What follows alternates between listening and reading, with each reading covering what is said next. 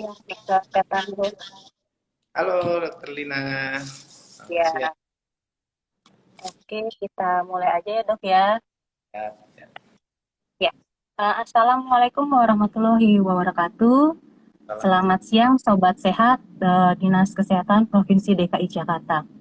Hari ini Selasa, tanggal 15 November 2022, kita jumpa lagi di Instagram Live Dinkes DKI. Hari ini kita akan mengangkat topik tentang pentingnya vaksinasi HPV atau Human Papilloma Virus untuk anak sekolah sebagai pencegahan kanker leher rahim. Dan narasumber kita hari ini sudah hadir, Dr. Ahmad Riza Fertando Halim dari Program Imunisasi Dinkes Provinsi DKI Jakarta yang biasa kita kenal Dr. Tando, boleh ya dok ya? Ya, ya, Ya, Dokter. selamat datang Dr. Tando.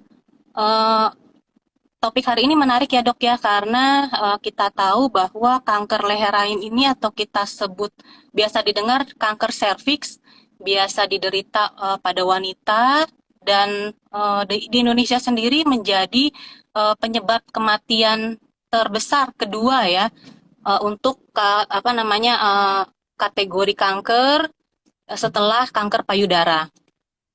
Sebelum itu mungkin nanti dokter tolong dijelaskan terkait apa sih vaksin HPV ini dan gimana manfaatnya dan uh, apakah penting untuk diberikan untuk anak-anak kita khususnya anak perempuan di DKI Jakarta. Silakan dokter. Ya, terima kasih Dokter Lina. Ya, Assalamualaikum warahmatullahi wabarakatuh. Selamat siang, Sobat Sehat Dinkes DKI Jakarta yang saat ini join di Instagram Live kita. Ya, kita tadi sudah dijelaskan oleh Dokter Lina, kita nanti akan ngobrol-ngobrol ya terkait dengan vaksin HPV ya untuk pencegahan kanker leher rahim. Tadi udah dijelasin tuh bahwa ternyata kanker leher rahim ya, kanker serviks itu cukup tinggi ya, angka kesakitannya ya. Kalau kita lihat data itu ternyata pada tahun 2020 itu sekitar 600.000 lebih ternyata yang terdiagnosis kanker leher rahim. Nah, 342.000 itu meninggal ya. Jadi cukup tinggi angkanya. Nah, di tahun 2020 juga kita ada data sekitar 36.000 yang terdiagnosis baru dan sekitar 21.000-nya meninggal. Artinya apa, Sobat Sehat sekalian? Ini kalau kita hitung, itu 57 orang atau 57 kasus itu per hari meninggal. Ya, jadi, nah kalau kita lihat lagi, berarti dalam 1 jam itu sekitar 2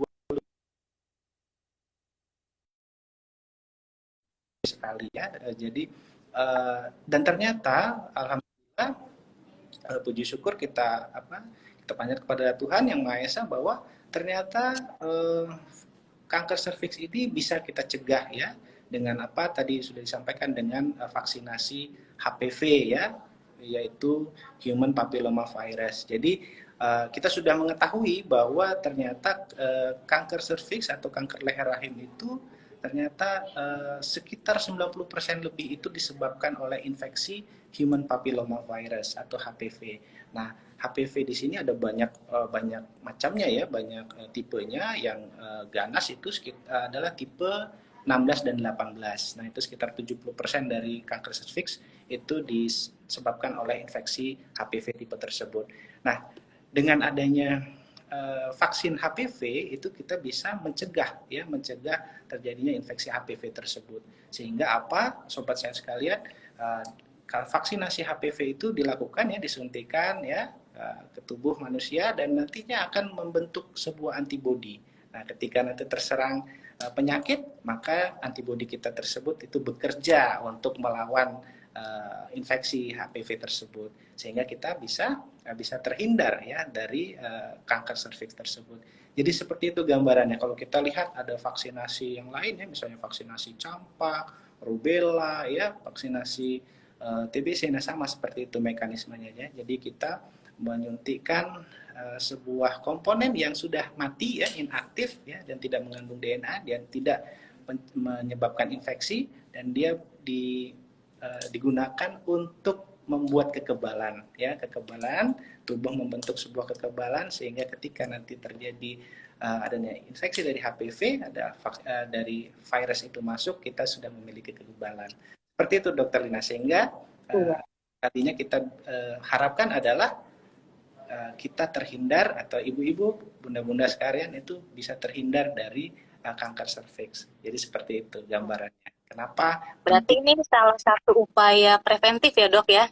betul, betul, upaya preventif. Jadi upaya preventif itu kalau kita lihat ada dua, ya, ada minimal itu ada dua. Jadi ada upaya primer dan upaya sekunder. Nah, upaya primer itu untuk mencegah, ya, itu bisa kita lakukan dengan salah satunya dengan vaksinasi. Jadi kita membuat perlindungan yang spesifik kepada anak-anak kita sekalian untuk terhindar, ya, dari tadi apa namanya infeksi HPV tadi yang nantinya bisa berkembang menjadi kanker serviks. Jadi seperti itu. Kalau untuk sekunder tentunya nanti ada cek, ya, cek kesehatan secara berkala seperti IVA, ya. Nah, itu mungkin nanti bisa kita bahas di lain waktu. Tapi pada prinsipnya kita lebih baik mencegah dibandingkan mengobati, dan untuk mencegah salah satunya kita lakukan dengan vaksinasi HPV ini. Begitu, Dokter Lina. Iya. Nah, untuk imunisasi HPV ini kira-kira dapat diberikan untuk siapa aja dok? Untuk kira-kira lebih baik di usia berapa dan berapa dosis pemberiannya? Ya, baik. Jadi untuk usia, ya, berdasarkan dari penelitian itu memang usianya ada di rentang usia 9 tahun hingga 55 tahun, ya, seperti itu. Nah, tapi dari ahli mengatakan bahwa optimum atau yang terbaik itu ketika kita memberikan usia 9 hingga 13 tahun, ada yang mengatakan 12 tahun. Nah, kalau kita konversikan itu pada usia anak sekolah, ya, kelas 5 SD dan kelas 6 SD. Makanya kita mengenal ada di program kita, di program nasional kita ada program bulan imunisasi anak sekolah, dan alhamdulillah di DKI termasuk yang sebuah wilayah melaksanakan vaksinasi HPV bagi anak-anak usia sekolah, ya, usia 9 tahun, usia kelas 5 SD dan kelas 6 SD, seperti itu. Kenapa? Karena tadi menurut ahli mengatakan bahwa yang terbaik adalah secepat mungkin tadi, ya, secepat mungkin, dan optimumnya tadi di usia kelas 5 dan kelas 6 SD. Mengapa kita lakukan vaksinasi tersebut? Jadi ada 2 dosis, ya, untuk di program BIAS itu. Dosis pertama, dosis HPV pertama itu di usia kelas 5 SD, dan dosis keduanya di usia kelas 6 SD. Seperti itu, Dokter Lina. Ya, berarti kalau untuk DKI memang sudah dijalankan ya dok ya dalam program upaya kesehatan sekolah, udah masuk sebagai program BIAS ya. Untuk Betul, alhamdulillah. dosis Ya, jadi ya dok, sudah mulai itu di tahun 2016. Ya, jadi kita sudah ya udah cukup lama ya lama dok ya. mulai tahun 2016 sudah mulai program BIAS HPV, ya, bulan imunisasi anak sekolah HPV itu pada tahun 2016 hingga saat ini, ya. Dan nanti di daerah-daerah lain kabar gembiranya juga nanti akan secara nasional, ya, sekitar tahun 2023 2024 tidak salah update seperti itu, Dok. Ini untuk semua sekolah ya dok ya? Betul, semua sekolah yang ada di DKI Jakarta, anak usia kelas 5 dan usia kelas 6 SD. Kita Iya. berikan. Berarti nanti sobat sehat di sini mungkin ada ibu-ibu ya, para mam yang mungkin anaknya nanti mendapatkan pemberitahuan ya dok ya biasanya ya dari sekolah bahwa akan ada dilakukan imunisasi HPV untuk kelas 5 dan kelas 6 ya dok ya. Nah, Betul, betul. kalau kita tahu ya dok, di rumah sakit sebenarnya udah sering ya dok ya, udah ada pelayanan imunisasi HPV. Nah, untuk di puskesmas sendiri ini, apakah jenis imunisasinya sama dok yang dipakai di rumah sakit dengan yang disuntikan untuk anak-anak ke kelas 5 dan kelas 6 ini dok?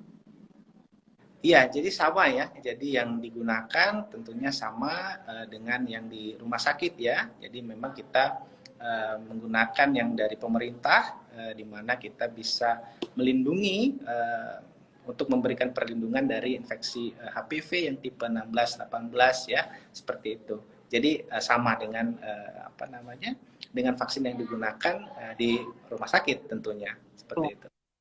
Berarti kualitasnya juga nggak kaleng-kaleng ya dok ya? Iya, Yang ada di program pemerintah walaupun gratis tetap dipakai kualitas yang paling baik ya, apalagi untuk anak-anak kita di DKI Jakarta.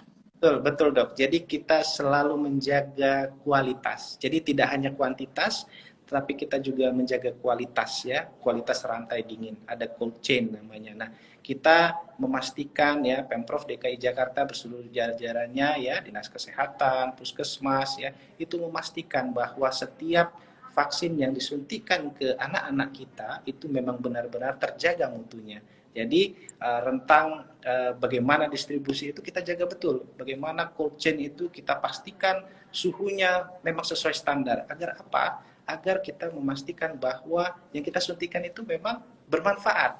Ya, jangan sampai yang kita suntikan itu nanti tidak ada manfaatnya atau seperti air saja kalau kita tidak jaga dengan baik rantai dinginnya. Maka kita pastikan bahwa seluruh tatanan ya di DKI Jakarta ya, baik itu di Dinas Kesehatan ya, di Sudinkes, di Puskesmas, di klinik-klinik ya, di rumah sakit kita pastikan bahwa rantai dingin vaksin ya, tidak hanya vaksin HPV tapi vaksin seluruhnya, vaksin COVID, vaksin BCG, campak, rubella dan sebagainya itu terjaga dengan baik.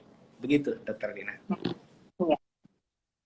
Untuk pelaksanaan di sekolah sendiri gimana dok? Biasa teknisnya mungkin ada beberapa dari sobat sehat di sini belum tahu apakah kegiatannya dilakukan di sekolah atau anak-anak mesti datang ke fasilitas kesehatan dok? Ya, baik Dokter Lina, sobat sehat sekalian. Jadi untuk vaksinasi HPV ini karena dia masih dalam bulan imunisasi anak anak sekolah ya. Jadi tentu dilakukan berdasarkan sekolah ya. Jadi dilakukan di sekolah. Jadi nanti Puskesmas itu membuat jadwal ya dengan sekolah-sekolah ya kapan untuk dilakukan penyuntikan. Biasanya bias HPV itu kita lakukan di bulan Agustus ya. Bulan Agustus setiap tahunnya itu kita lakukan di bulan Agustus. Nah, jadi kelas 5 tadi dan kelas 6 disuntikan pada bulan Agustus, dibuat jadwal sebelumnya ya, diberikan pemberitahuan dan makanya kalau misalnya ada orang ini, ayah bunda di sini, para sobat sehat sekalian, kalau misalnya ada pemberitahuan terkait dengan vaksin HPV di sekolah untuk anandanya, jangan ragu ya, jangan ragu, jangan takut, kita lakukan ya pencegahan bersama yaitu dengan vaksinasi HPV ini. Jadi seperti itu Dokter Lina. Jadi bagi anak-anak yang mungkin ada saat pelaksanaan belum dilakukan ya karena ada kondisi tertentu itu bisa dilakukan di puskesmas ya. Jadi nanti anak-anak bisa ke puskesmas kalau misalnya saat pelaksanaan itu misalnya sakit atau tidak masuk itu tetap bisa dilakukan segera saja dilakukan ke puskesmas nanti tim puskesmas akan memberikan layanan vaksinasi HPV tersebut. Gitu Dokter Lina. Iya. Ya. Berarti kalau misalnya saat jadwal tapi anak berhalangan masih bisa disusulkan ya dok ya di puskesmas. Uh, Tetap pokoknya memang di kelas 5 dan kelas 6 di sekolah di DKI Jakarta pasti dapat imunisasi HPV ini ya dok ya, sesuai dengan sasaran kita ya. Oke dok, nah untuk yang anak di sekolah itu ya dok ya, tapi kalau anak yang di luar sekolah atau selain kelas 5, kelas 6 SD gimana dok? Apakah bisa diberikan imunisasi HPV di puskesmas? Iya, jadi tetap bisa ya. Jadi anak-anak yang mungkin tidak bersekolah formal ya, mungkin ada di panti atau yang mungkin tidak bersekolah itu tetap bisa mendapatkan untuk vaksinasi HPV ini. Karena tadi sasarannya adalah anak usia sekolah yang ke kelas 5 dan kelas 6. Jadi anak-anak usia kelas 5 atau kelas 6 yang dia mungkin tidak bersekolah juga tetap berhak mendapatkan vaksinasi ini. Tentunya nanti tim puskesmas akan membantu untuk mendapatkan layanan ini. Bisa nanti di puskesmas atau bisa juga dilakukan di panti-panti misalnya ya. Mudah-mudahan sih seluruh anak kita di DKI itu bersekolah semua. Karena kalau misalnya bersekolah semua ya berarti kita lakukannya dilakukan di sekolah ya, di sekolah masing-masing. Tentunya dengan penjadwalan dengan tim puskesmas. Seperti itu, Dokter Lina. Kalau selain itu dok, selain kelas 5 dan kelas 6 SD, misalnya kelas 4 atau SMP, apakah bisa dok? Atau memang udah di luar usia kelas 5 dan kelas 6, apakah masih bisa dok diberikan di puskesmas? Ya, jadi untuk saat ini program dari pemerintah adalah untuk kelas 5 dan kelas 6 SD ya. Jadi di luar itu belum termasuk dalam sasaran program ya. Jadi tidak bisa masuk dalam sasaran program, tetapi mungkin bisa mendapatkan layanan vaksinasi HPV di vaskes-vaskes lain yang melayani ya. Tentunya karena sasaran kita adalah sasaran dari Kementerian Kesehatan bahwa untuk anak usia sekolah kelas 5 dan kelas 6 maka kita ikuti dari sasaran dari Kemenkes tersebut. Begitu Dokter Lina. Ya. Berarti mungkin di luar itu bisa mengakses secara mandiri ya dok ya untuk pelayanan imunisasi HPV. Silakan. Karena sesuai dengan program hanya yang diprioritaskan adalah kelas 5 dan kelas 6 SD ya dok ya. Makanya jangan sampai tidak mendapatkan. Kelewatan ya. Karena kita Sayang tuh. kesempatan kepada ayah bunda sekalian agar anaknya mendapatkan perlindungan tadi ya di usia tadi kelas 5 dan kelas 6 SD, dan jangan sia-siakan kesempatan ini, kesempatan emas. Itu kira-kira Dokter Lina. Iya. Oke dok, untuk keamanan imunisasi HPV ini seperti apa dok? Apakah aman atau ada efek sampingnya? Seperti apa dok? Ya, jadi sampai saat ini keamanan vaksin ya, seluruh vaksin itu dilakukan monitoring ya, dilakukan pemantauan keamanan ya. Jadi seluruh vaksin, tidak hanya vaksin HPV ya, seluruh vaksin-vaksin lainnya juga dilakukan pemantauan, dan sampai saat ini para ahli menyatakan bahwa vaksin HPV ini aman ya. Sudah ratusan ribu dosis lebih ya, jutaan dosis lebih yang sudah didistribusikan dan disuntikan vaksin HPV ini, dan dinyatakan aman ya. Nah, mungkin ada reaksi-reaksi lokal ya, mungkin kayak seperti kemerahan pada tempat suntikan, ada bengkak ya, atau misalnya ada juga sakit kepala ya, bisa mual atau kelelahan, dan itu merupakan reaksi yang ringan ya, dan dia bisa sembuh ya, dan juga mungkin mendapatkan pengobatan ya kalau misalnya memang membutuhkan, kalau setelah dikonsultasikan ke dokter. Jadi rata-rata reaksinya adalah ringan. Jadi kejadian ikutan pasca imunisasinya tergolong seperti itu Dokter Lina. Aman ya dok ya, karena mungkin ini karena imunisasi jenis vaksinasi kalau sudah dipublish pasti sudah melalui uji coba berbagai tahap ya dok ya, pasti Betul. dan dipastikan aman ya. Untuk Jadi ini dok, kontraindikasi HPV, kadang-kadang ada orang tua bertanya, anak saya sedang haid, boleh nggak diimunisasi? Kadang-kadang penolakan ada seperti itu dok. Kontraindikasi HPV ini apa ya dok ya? ya, jadi kontraindikasi atau seseorang tidak boleh divaksin ya pada umumnya itu adalah kalau memiliki riwayat alergi berat atau shock anafilaktik saat disuntikan vaksin tersebut atau ada komponen dari vaksin tersebut. Jadi misalnya kalau di sebelumnya pernah disuntik vaksin HPV, ternyata memiliki alergi yang berat ya, sampai misalnya sampai pingsan, sampai shock seperti itu ya, shock anafilaktik, nah maka itu adalah kontraindikasi absolut atau tidak boleh dilakukan. Selain itu adalah kontraindikasinya ya relatif ya, artinya tidak masalah untuk disuntikan, tapi mungkin membutuhkan pemantauan dari dokter-dokter ahli. Jadi kalau misalnya ada memang penyakit tertentu ya, boleh silakan sebelumnya konsultasikan terlebih dahulu kepada dokter yang merawatnya sebelum nanti dilakukan vaksinasi HPV untuk lebih amannya. Tapi secara umum bahwa vaksinasi itu aman ya tadi, dan kontraindikasi absolutnya adalah tadi kalau misalnya memiliki riwayat alergi berat ya, sampai pingsan, sampai shock anafilaktik sebelumnya pada komponen-komponen vaksin tersebut ya. Seperti itu Dokter Lina. Berarti kalau sedang haid tidak masalah ya dok ya. Kalau untuk sedang demam atau batuk pilek, nah kadang-kadang menjadi concern orang tua juga nih untuk pelayanan imunisasi. Gimana dok? Boleh Ya, nggak kalau lagi demam, batuk pilek? ya, demam batuk pilek kalau seperti ringan ya, untuk imunisasi lainnya sebenarnya tidak masalah ya. Cuman kalau misalnya memang perlu ada perawatan atau misalnya kondisinya cukup membutuhkan perhatian ya, sebaiknya ditunda dulu ya, seperti itu sampai sembuh baru nanti dilakukan vaksinasi. supaya lebih nyaman dan lebih aman seperti itu. Tapi secara umum Berarti secara umum aman ya dok ya, kalau demam atau batuk pilek ringan boleh ya. Oke. Untuk belakangan kan lagi marak ya dok ya terkait kejadian gagal ginjal akut pada anak. Nah kira-kira ada hubungannya nggak nih imunisasi HPV sama kejadian gagal ginjal akut? Takutnya orang tua menolak karena ada efek samping ke gagal ginjal akut. Seperti apa dok? ya, jadi seperti yang sudah disampaikan oleh pemerintah bahwa gagal ginjal akut yang saat ini terjadi itu karena adanya tercemarnya ya salah satu obat ya paracetamol itu dengan bahan kimia berbahaya ya seperti itu. Jadi tidak ada hubungannya dengan vaksin tentunya.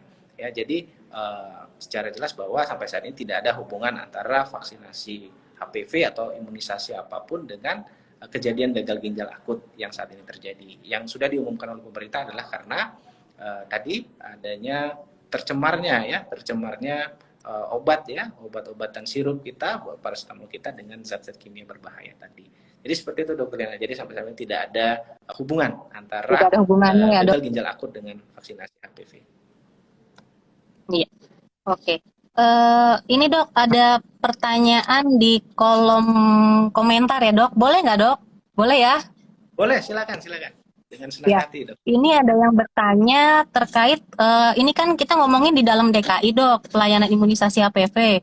Nah kalau di luar DKI seperti apa dok? Apakah sama juga atau dari sekolah luar DKI bisa imunisasi di DKI? Seperti apa dok? Ya, jadi yang seperti saya sampaikan tadi bahwa untuk DKI Jakarta itu memang sudah mendapatkan ini ya piloting atau demonstrasi untuk vaksinasi HPV ini. Jadi untuk daerah-daerah lain itu tentu mengikuti ketentuan dari Kementerian Kesehatan. Jadi untuk saat ini yang menjadi sasaran tentunya adalah yang bersekolah di DKI atau merupakan penduduk DKI. Untuk yang di luar DKI, tentu kita ikuti aturan dari pemerintah pusat ya, dan sepertinya tidak akan lama lagi itu untuk vaksinasi untuk bias HPV ini dilakukan secara nasional ya.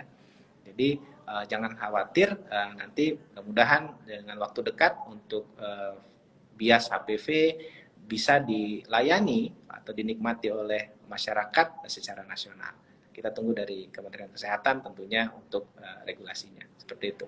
Kalau tidak salah sekitar Ya. tahun 2003 atau 2024 itu sudah dilakukan secara nasional. Itu, Dokter Ya. Dina.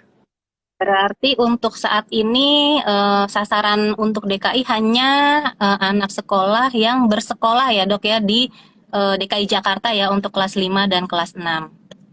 Ya. Ya. Oke. Untuk yang di luar DKI mungkin bisa menunggu kebijakan atau mungkin menghubungi puskesmas terdekat kali ya dok ya? Jangan Ya, untuk informasi program.